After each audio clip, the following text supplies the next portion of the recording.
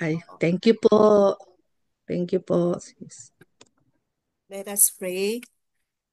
Oh, hallelujah. Our Heavenly Father, hallelujah. Lord Jesus,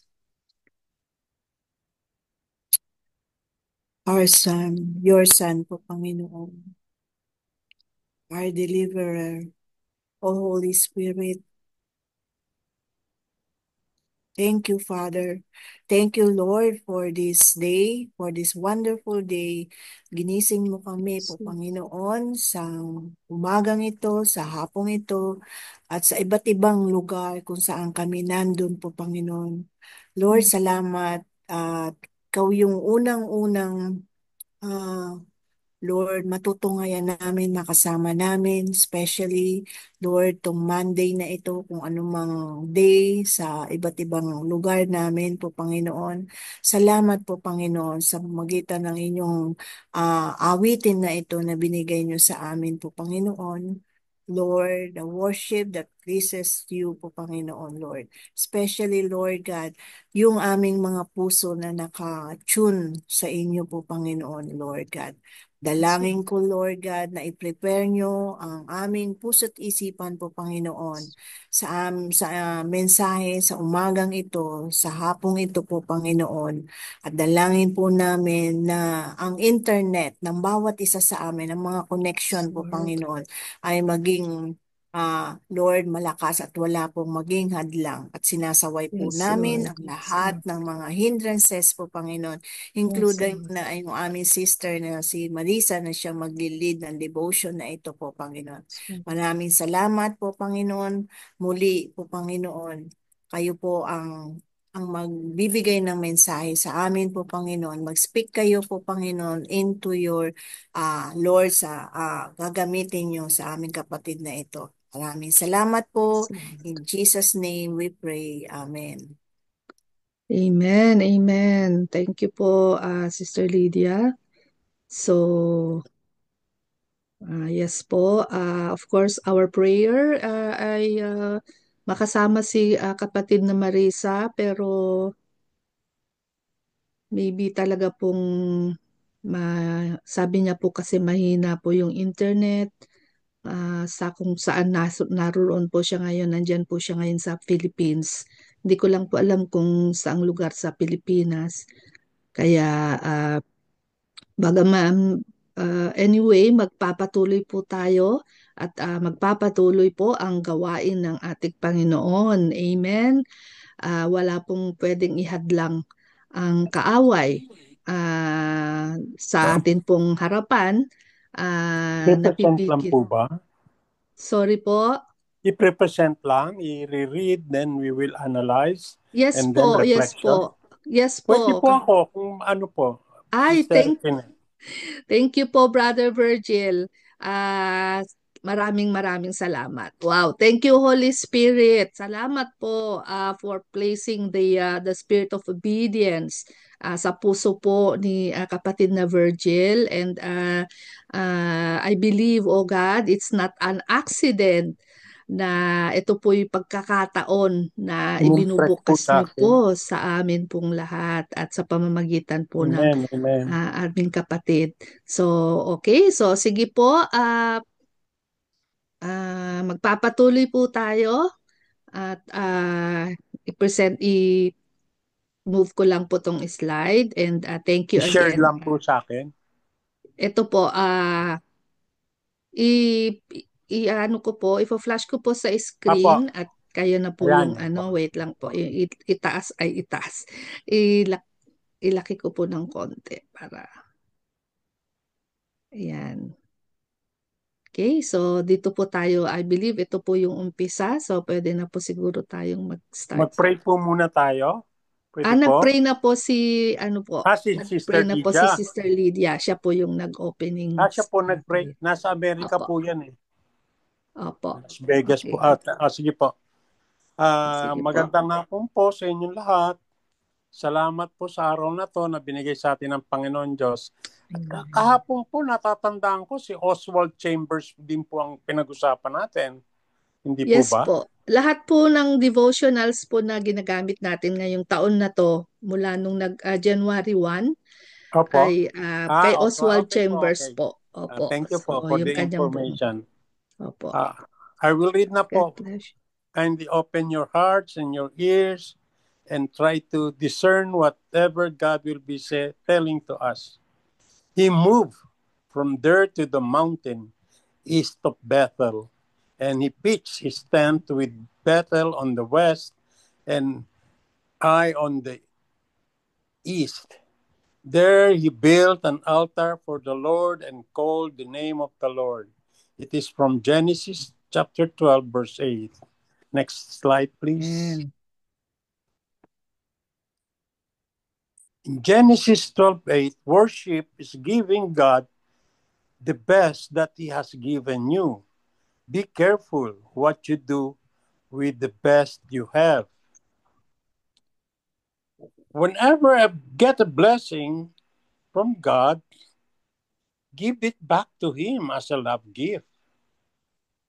Take time to meditate before God and offer the blessing back to Him in a deliberate act of worship. If you hoard it, o kung itatago natin sa ating sarili for ourselves, it will turn into spiritual dry rot. Yung wala akong mangyayari, mabubulok, ika nga. As the manna did when it was hoarded. See Exodus 16:20. Next slide, please. God will never allow you to keep spiritual blessings completely for yourself. It must be given back to Him so that He can make it a blessing to others. Bethel is the symbol of fellowship with God. Ai is the symbol of the world. Abram pitched his tent between the two. The lasting value of our public service for God is measured by the depth of the intimacy of our private times of fellowship and oneness with Him. Amen. Next, please. Rushing in and out of worship is wrong every time. There is always plenty of time to worship God. Days set apart for quiet can be for quiet can be a trap, detracting from the need to have daily quiet time with God. That is why we must pitch our tents, where we will always have quiet times with Him. However noisy our times with the Word may be, there are not three levels of spiritual life: worship, waiting, and work. Yet some of us seem to jump like spiritual frogs from worship to waiting and from waiting to work. God's idea is that the three should go together as one. They were always together in the life of our Lord and in perfect harmony. It is a discipline that we must be developed. It will not happen over time. Amen. Next. Wisdom from Oswald. Am I learning how to use my Bible? The way to become complete for the Master's service is to be well soaked in the Bible. Yun po, ibig sabihin, nakababad tayo as much as possible. We have to read our Bible without ceasing. O may rest din po, kanya lang, it's much better to be knowledgeable of God's Word. Some of us only exploit certain passages. Our Lord wants to give us continuous instruction out of His Word. Continuous instruction turns hearers into disciples, approved unto God. Amen. Next point. Worship as giving emphasize that true worship involves offering something of value to God, whether it's our time, resources, love, or even our entire lives. It's an act of surrender, gratitude, and acknowledgement of God's worthiness. Worship as sacrifice. Worship in the Bible often involves bringing offerings or sacrifices. Example, in the Old Testament, worship was accompanied by sacrifices of animals, grain, or other items. It is found in Leviticus chapter 7, verses 11 to 15. These offerings symbolized the worshipper's devotion and gratitude to God. In the New Testament, we see this principle shift toward offering ourselves. Yun, yung kamukha nung ginawa ni Jesus Christ. He was, ang binigay ng Panginoon Diyos, yung anak niya. Like Jesus, He offered His body to save us. Worship is an act of surrender.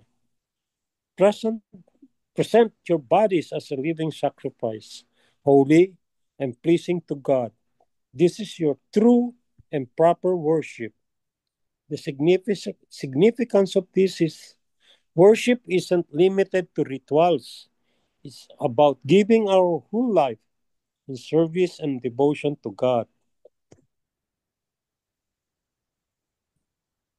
Worship includes the giving of thanks. It includes a Hebrew word, yeda, which is the lifting of hands. Then there is the halal to praise God. There is the lifting of hallelujahs. Real worship is an atmosphere filled with the lifting of hands in God to God and the praising of God with hallelujahs. Abraham journeyed with an understanding that he was surrendering his hope, faith, and dreams, into the hand and will of God.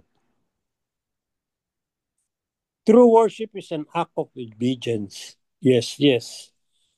Abraham proceeded to fulfill the command of God without question or complaint. We may not be able to accomplish this easily. We may grumble and complain, but if we can find that place of absolute obedience, this is where we enter into worship. Mhm. True worship is an act of sacrifice. Sacrifice is the key component to see the consummation of worship. Worship without sacrifice is not worship. Amen. Mm. We see it in David when his son died, he went to the temple to worship. There is something about worship that recalibrates the soul. But worship is not the natural instinct of the depressed person. When gloom closes in and all that once drove our life fades, we tend to want to pull the blanket over our head and bail out on God and everybody else. Then, a pure heart, that's what I Ayun. long po tayo. Are we doing an act of obedience to God? Yung po ang tanong eh. Hindi po kasi may mga worshiper na like me before, totoo po ito, Sister Pinet.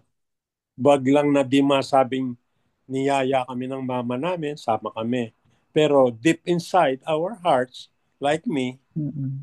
wala ho yun. Ayun, I just went there inside without the concentration of God na I'm worshiping Him. Kanya we have to be obedient and obey whatever He likes us to do. Si Abraham without any question, hindi niya alam. Isa-sacrifice niya na yung anak niya. Pero sunod pa rin po siya, di po ba?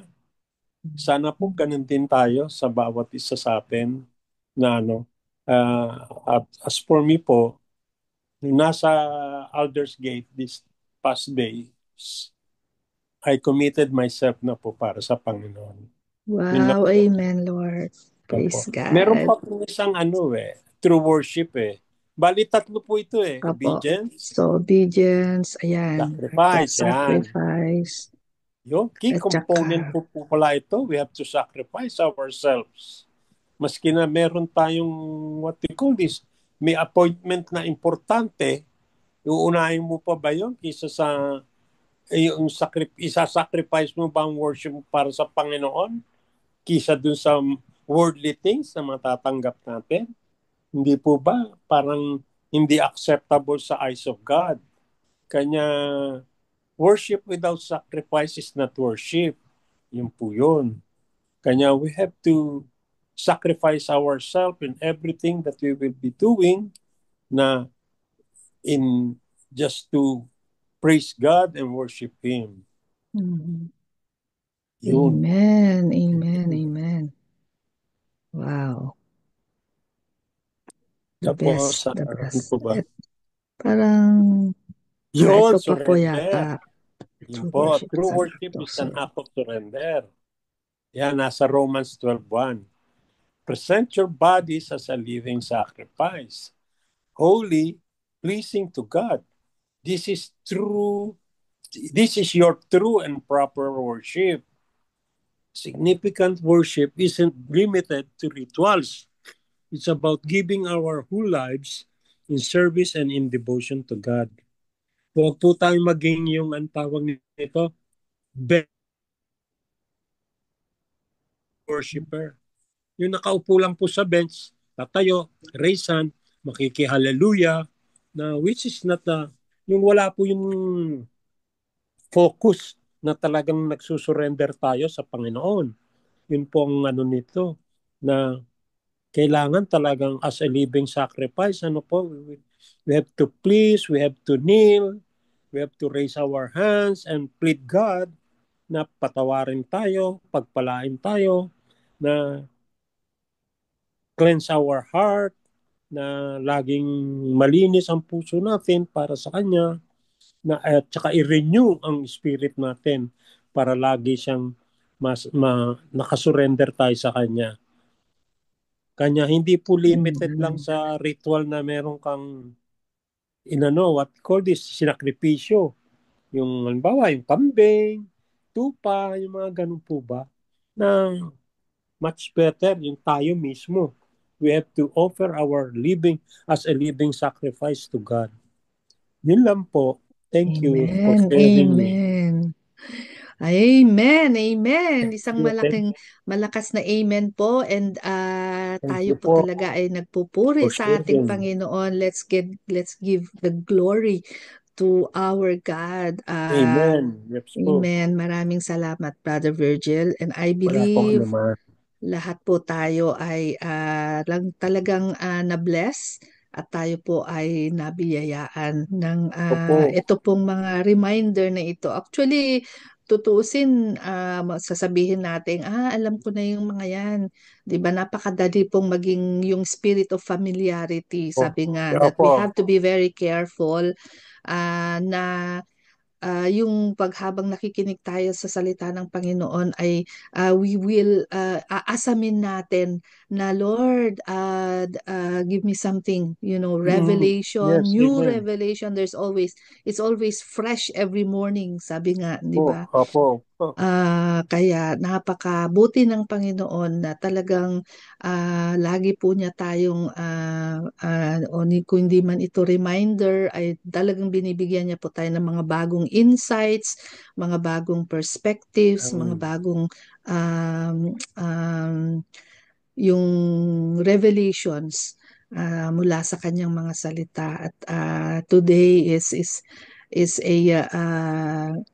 a testimony sa atin pong lahat na talagang tunay na ang ating Panginoon ay patuloy na nangungusap sa atin, at Opo. Amen. marami pa siyang nais i-reveal sa ating mga buhay. So maraming salamat po. Sige po, Sister Lydia, go ahead po. Go ahead po. Hello po, good afternoon po. Afternoon po. Ako lang mag-isa dito sa bahay. Wow. Nandito, nandito po ako sa ano ngayon na tawag doon. Na-fulfill na ng Panginoon yung promise niya sa akin. Dinala Wow. niya ako dito sa ibang bansa. Sa Guam po, sa US. Guam. I Praise thought that's your house. God.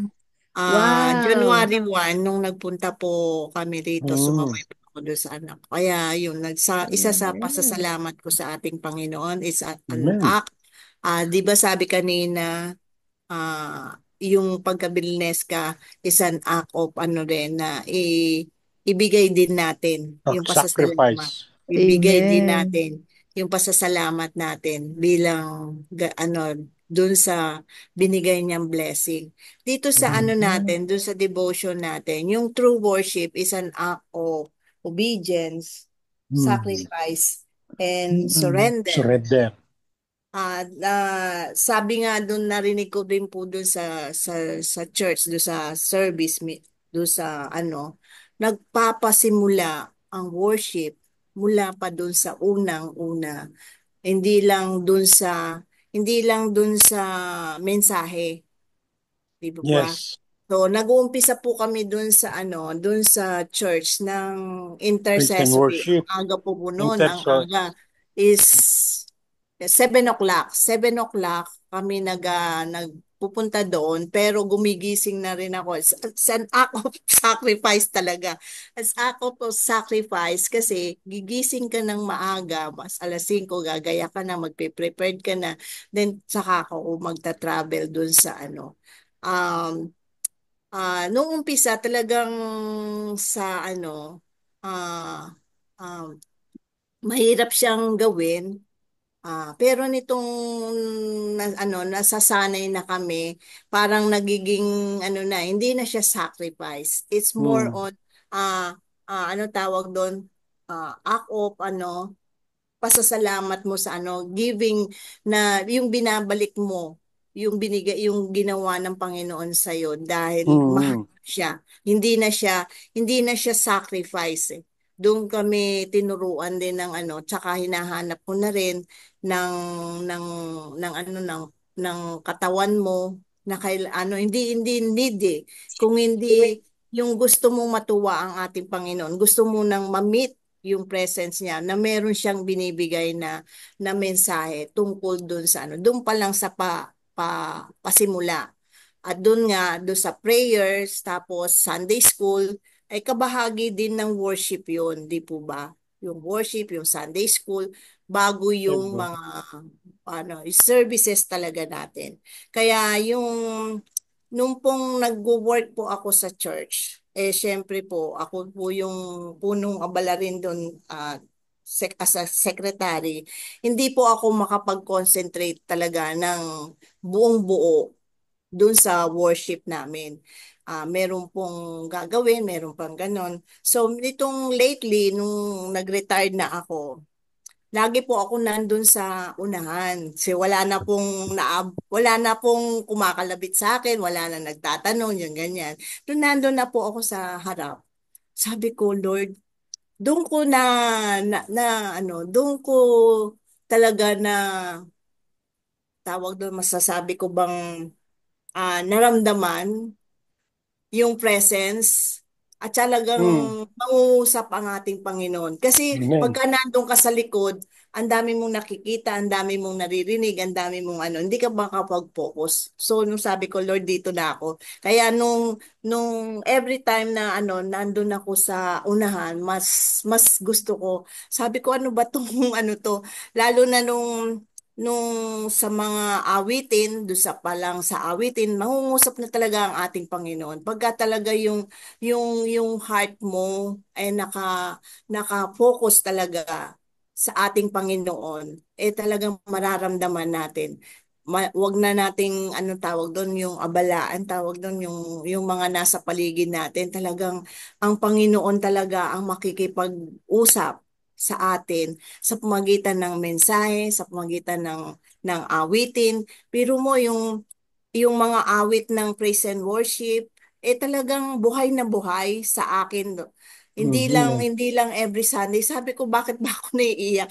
Dati lalo na yung sa yung Go Now in Peace, nung ako gumagawa ng liturgy, lagi kong sinusulat yun, lagi kong tinatype, lagi kong ginagawa, kinakanta. Pero bakit ganun? Sabi ko, bakit ako umiiyak din ako. Dalagang damandam ako yung parang naririnig ko yung lahat ng mensahe na ang mismo ang ating Panginoong Hesus ang siyang nagsasalita doon sa pamagitan ng mga awitin, doon sa mensahe. na siyang talagang, tapos bigla ka pang sasabihin ng go now in peace. Talagang, siya yung ano siya yung lahat ng mga ano Mm. na yun.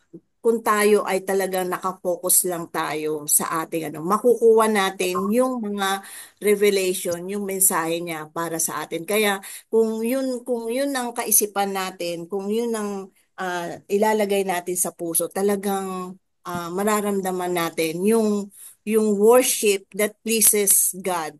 Tapos, yung ano, kaya sabi, yung binigay din sa akin ng ating Panginoon, yung pagtaas natin ng kamay na gano'n, pag-worship natin yung gano'n. Kasi yung kamay din niya ay inaabot niya rin yung mga kamay natin. Yun yung, yun yung, yun yung na ano sa akin, ni-reveal sa akin ng Panginoon. Sa tuwing tayo ay magtataas ng kamay, magpapasalamat tayo, nandyan, yan, yung kamay niya, inaabot niya yung mga kamay natin. Kaya yun kaya sabi ko, Lord, salamat. Nga kahit na ano sabi ko Lord sana maramdaman din yun yung lagi kong panalangin din sa aming ano na maranasan din nila kung ano yung nararamdaman ko ano yung mga nakikita ko maranasan din nung mga kasama ko rin lalo na doon sa ano ano yung mga ibang miyembro. Yun yung panalangin ko. Yun lamang po yung aking ano sa ano talagang yung complete obedience, surrender at saka yung sacrifice ay need talaga natin para maranasan Sacrifice. natin. Amen po. Thank you for sharing. Amen, amen. Naku Amen. po, wow, praise God. Amen.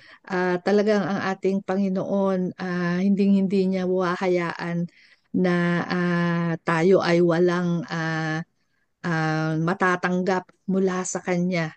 Sa tuwing tayo ay haharap sa Kanya at yung pipiliin natin talaga na na umupo sa kanyang paanan, to be still and sit on his feet and to just be still and know that he is God and that he talks. God talks, hindi ba? At sa ngayon po talagang nangungusap ang ating Panginoon sa bawat isa sa atin. Salamat mga kapatid sa mga sharing and May I share? okay, sige po. We can cater to one more. Isa na lang po so that we can go to our Okay. prayer time. Sige po, Nanay Conchita, go ahead po. I am so happy that I was given the opportunity to share because at the moment, last January 4, there was something devastating that happened to my family. And true enough, I cannot think of way at that particular time. I cannot think of any way wherein the problem that we encountered, a family problem that we encountered, would be solved by only love. And true enough, I surrendered everything to God. And this devastating problem that arose that unexpectedly, I felt the presence of God and He answered my prayer. That true enough, it's only Him who can solve this particular problem. I surrender everything to Him. I told Him, you are the only answer to my prayer. You are the only answer to this particular problem that my family encountered. And true enough, He answered the prayer.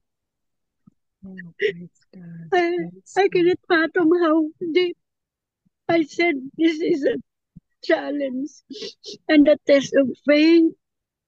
And true enough, there is this test of faith in Him, that I have entrusted everything. I told my children we entrust everything to Him because we cannot do anything except Him alone.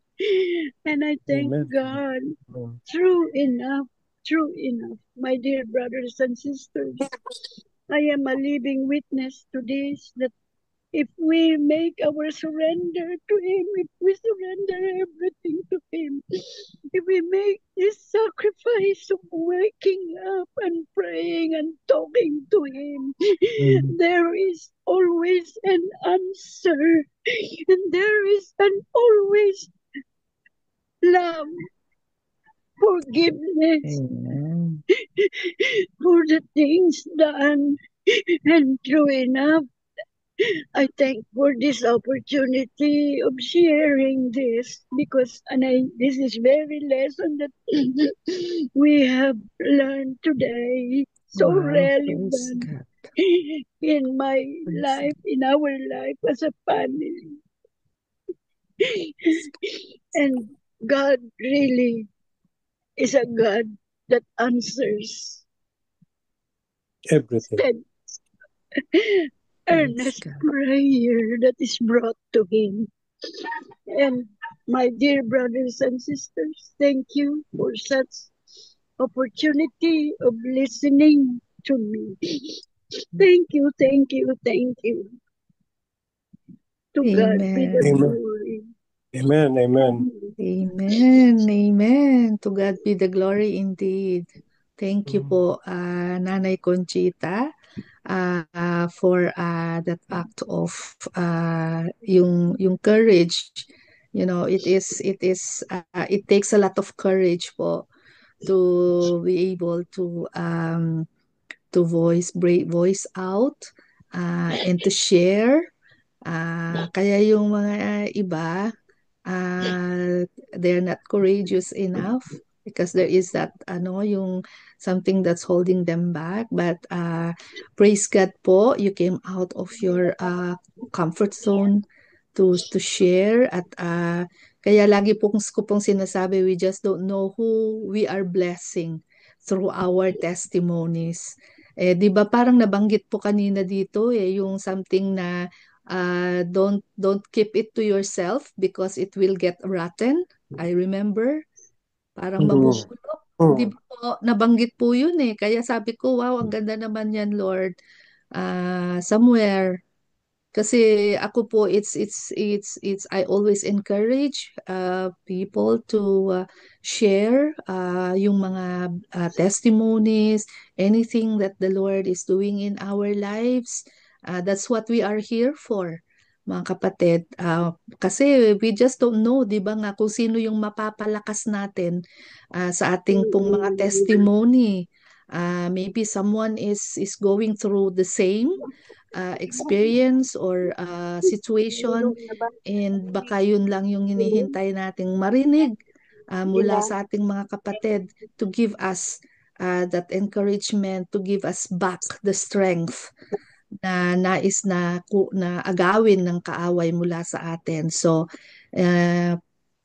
napaka-powerful po ng atin pong sharing ngayon, and praise God. We give God all the glory. Ayan. Okay, I just would like to honor po yung mga nakasulat po sa ating chat box. Some people use the chat box because they're not able to unmute. So, let me direct you po sa ating chat box. Sabi din, meron pong sharing yun from Pastor Rory. Praise His holy name sa paggamit ng Panginoon sa iyong buhay, Kuya Virgil. Ayan, indeed, indeed. Thank you, Lord. And then from Sister Rona, let's make it our job to please God, not people. Amen. Big amen po dyan. So, Jesus always be the center of our lives, of our worship, of our service, of everything that we do. It is all about Him. It is all about God, and nothing at all about us. Amen. Amen. Okay, so sige po mga kapatid, In that note, maraming salamat po muli sa mga sharing. Thank you again, Brother Virgil, for uh, uh, allowing the Holy Spirit to lead you po and obeying the Holy Spirit to share with us ito pong devotion natin this morning. Okay, so sige po for our I think that's yun na po ba? Meron po tayong I'm just checking the time. Okay. Meron pong I don't know how kasi meron po ditong nilagay na closing song. So I just would like to, I think it is a very, very good song. I believe the message of the song will truly more confirm yung message po ng ating Panginoon sa umagang ito. So let us listen po to this song. The highest praise. May this our worship, O God, be a sweet aroma to you. As we close our devotion time, Panginoon, and start our prayer time, O God, Lord, we are declaring, O God, your thick presence in our midst right now. Fill our hearts, Panginoon, with worship, with a heart of worship, O God, a pure form of worship to you, O God. A God who answers our prayers, a God who listens, and a God who talks to us in so many different ways. Even right now, as we present to you, O God, our lives as a living sacrifice, holy and acceptable to you, accept our offering of love, our offering of worship, and our offering of ourselves to you, Lord, in our prayer time in Jesus' name. Amen and amen. Amen. So, okay mga kapatid, let us now present to our God all our prayer. Thank you po. Sige Amen po. Sige po, mga kapatid. Let us pray po. Really, God, so many things na dapat namin ipagpasalamat sa inyo, Panginoon. Ang dami niyo pong revelation this morning. And then, ang dami din po naming declarations na noong paman is nasagot niyo na, Panginoon. Salamat po, Panginoon, sa oras na ito. Ang dami naming reflection na natutunan, Panginoon. And we thank you for the life of Brother Virgil. Yes, Lord. Patuloy niyo po siyang pagpalain, O Lord God, kasama ang buong niyang pamilya. Natutuwa po kami at lahat po kami ay nakikigalak sa kanyang commitment, Panginoon, sa inyo. And Lord God, we thank you for his life. Patuloy niyo po siyang pag-ingatan, patuloy niyo po siyang proteksyonan, lalo na po ang kanyang health habang siya ay naglilingkod sa inyo, Panginoon, at inaalay ang kanyang buhay.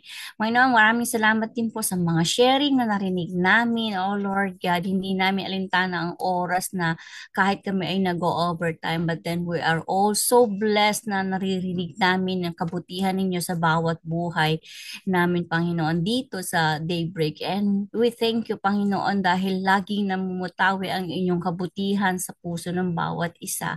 We thank you for the life of each and every one of us here na laging nagbibigay ng oras para sa inyo.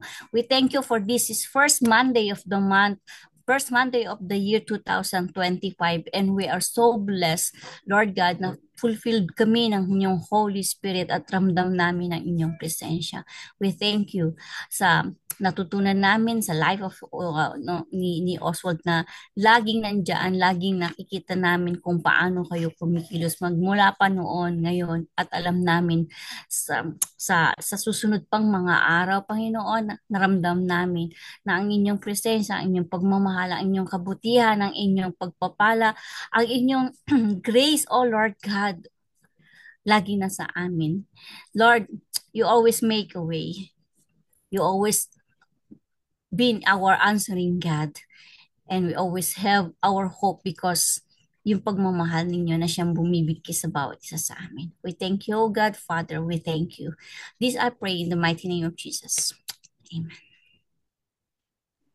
Amen. Amen. Amen.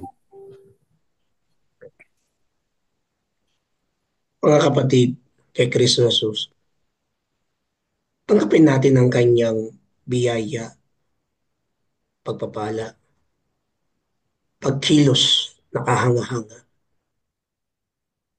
na sa kanyang mga salita ay tunay na namumutawi ang kanyang pagmamahal, ang kanyang pagpapatawad, ang kanyang pagtanggap.